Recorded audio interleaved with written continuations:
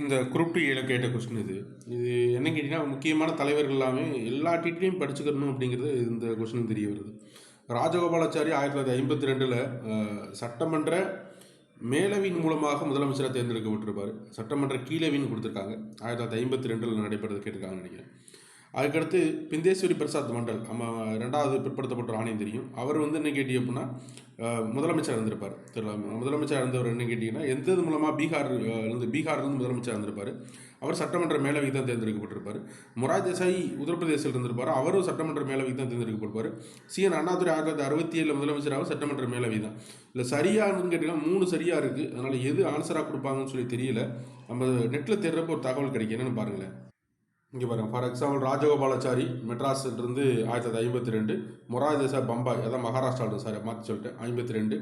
அதுக்கடுத்து பிந்தேஸ்வரி Prasad பீகார்லேருந்து 1962 chief minister என்ன கேட்டி அப்படின்னா சார் லெஜிஸ்லேட்டிவ் கவுன்சில் அப்படின்னு சொல்லித்தார், சட்டமன்ற மேலவைன்னு சொல்லித்தார்.